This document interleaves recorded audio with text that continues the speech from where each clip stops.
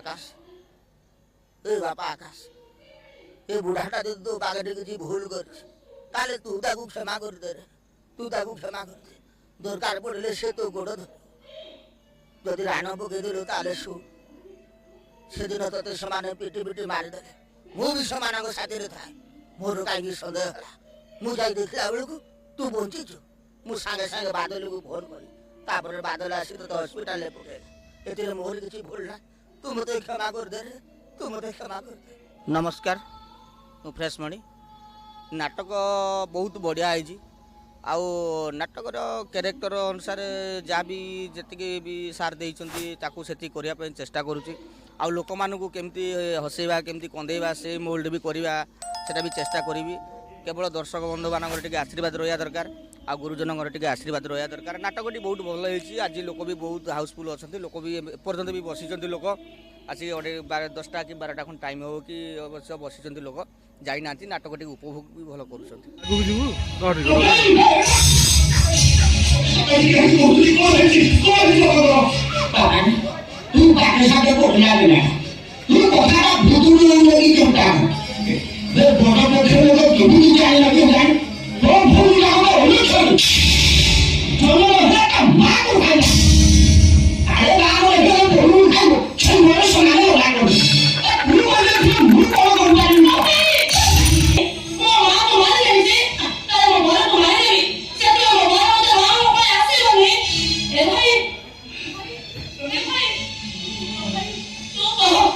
କେମିତି ସାମ୍ନା କରିବି ସମସ୍ତଙ୍କୁ, କେମିତି ମୋ ଦେଖେଇବି ସାଇ ପଇସା ସାଙ୍ଗସାଥିକୁ।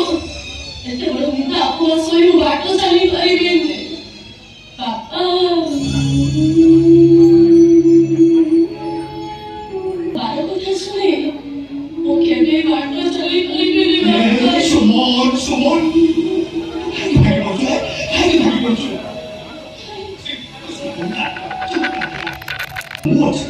तो भाई अच्छी ମୁଁ ତତେ କଥା ଦଉଛି, ଯେମିତି ହେଲେ ମୋ ଘର ଠିକ ତା ସହିତ ତ ବାହାଘର ଧୁମ୍ ଜଣାରେ ପଡ଼ିନି। ଘର ଠିକ କରିଦେବ, ଏ ମରା ଉଠିଥିବା କଥାଟା କଣ ତୁ ଲୁଚେଇ ଦେଇ?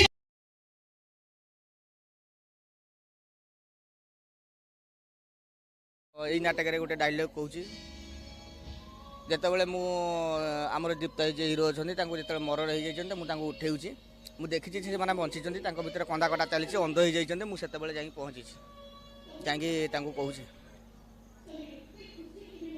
ଆକାଶ, ଏ ବାପା ଆକାଶ, ଏ ବୁଢ଼ାଟା ଯଦି ତୋ ବାଗାରେ କିଛି ଭୁଲ କରିଛି ତାହେଲେ ତୁ ତାକୁ କ୍ଷମା କରିଦେ ରେ, ତୁ ତାକୁ କ୍ଷମା କରିଦେ। ଦରକାର ପଡ଼ିଲେ ସେ ତୋ ଗୋଡ଼ ଧରିବ। ଯଦି ରାନ ପକେଇ ଦେଲୁ ତାହେଲେ ଶୁଣ, ସେଦିନ ତୋତେ ସେମାନେ ପିଟି ପିଟି ମାରିଦେଲେ। ମୁଁ ବି ସେମାନଙ୍କ ସାଥିରେ ଥାଏ। ମୋର କାହିଁକି ସନ୍ଦେହ ହେଲା? ମୁଁ ଯାଇ ଦେଖିଲା ବେଳକୁ ତୁ ବଞ୍ଚିଛୁ। ମୁଁ ସାଙ୍ଗେ ସାଙ୍ଗେ ବାଦଲକୁ ଫୋନ୍ କଲି, ତାପରେ ବାଦଲ ଆସି ତୋତେ ହସ୍ପିଟାଲରେ ପକେଇଲା। ଏଥିରେ ମୋର କିଛି ଭୁଲ ନାହିଁ। ତୁ ମୋତେ କ୍ଷମା କରିଦେ ରେ, ତୁ ମୋତେ କ୍ଷମା କରିଦେ। ସାନମଣି ଆଉ ଫ୍ରେଶମଣି, ଫ୍ରେଶମଣି ମାନେ କ'ଣ ଆମକୁ ଦର୍ଶକ ଟିକେ ବୁଝେଇବେ କି? ମାନେ ଫ୍ରେଶମଣି କ'ଣ ପାଇଁ ନାଁଟା ଦିଆହେଇଛି? ତ ଫ୍ରେଶମଣି ନାଁଟା ସେମିତି ମୁଁ ଦେଇନାହିଁ। ତ ଦର୍ଶକ ଯେତେବେଳେ ଦେଖନ୍ତି ସାନମଣି, ଯେହେତୁ ମୋର ଗୁରୁ ସେ କି ବଡ଼ ଭାଇ, ମୁଁ ତାଙ୍କୁ ବହୁତ ସମ୍ମାନ କରେ ଆଉ ବହୁତ ଲାଇକ୍ କରେ। ଯେତେବେଳେ ଷ୍ଟେଜ୍ ଉପରେ ମୁଁ ଅଭିନୟ କରେ ସଡନ୍ଲି ଲୋକ ଜାଣିପାରନ୍ତିନି ସାନମଣି କି ଫ୍ରେଶମଣି।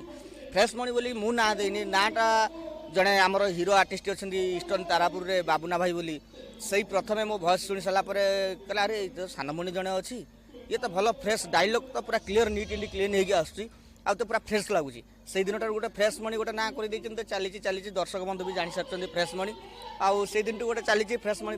ଆଉ 24 ଘଣ୍ଟା ସମୟ ଦେଇଥିଲେ, କିନ୍ତୁ 24 ଘଣ୍ଟା ଭିତରେ ଇଏ ସାରାକୁ ଘୁରି ଘୁରି କରୁଛୁ।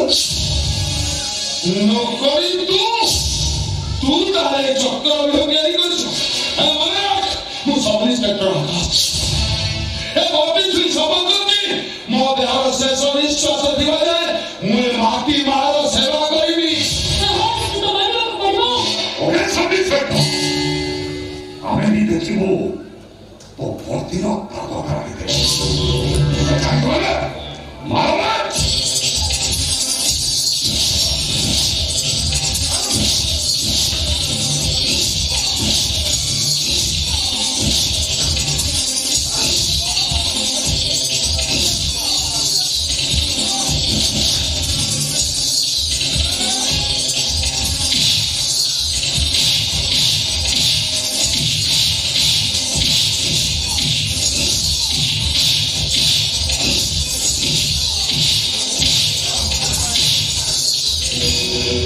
ଆଉ ଆଜି ନାଟକ ଧନ ତମେ ଭଲରେ ଥାଅ ଏ ନାଟକ ଦର୍ଶକମାନଙ୍କୁ କେତେ ବାନ୍ଧି ରଖିବ ଆପଣ କେତେ ବିଶ୍ୱାସ ଅଛି କେତେ ନିଦୃଢ଼ ଭାବରେ ବିଶ୍ୱାସ ଅଛି କି ନାହିଁ ନାଟକ ବିଷୟରେ? ବିଶ୍ୱାସ ବହୁତ ଅଛି ନାଟକ ବହୁତ ଭଲ ହେବ ବିଜିଏମ୍ରୁ ଯେତେବେଳେ ଲୋକ ବସୁଛନ୍ତି ଭଲ ଲାଗୁଛି ଲୋକମାନଙ୍କୁ ତାପରେ ନାଟକ ଆମ ହାତକୁ ଆସି ସାରିଲା ପରେ ବହୁତ ବଢ଼ିଆ ଲାଗିବ ତାପରେ ଆର୍ଟିଷ୍ଟ ମାନେ ବି ଖଟିବେ ଭଲ କାମ ବି କରିବେ ଆଶା ଅଛି।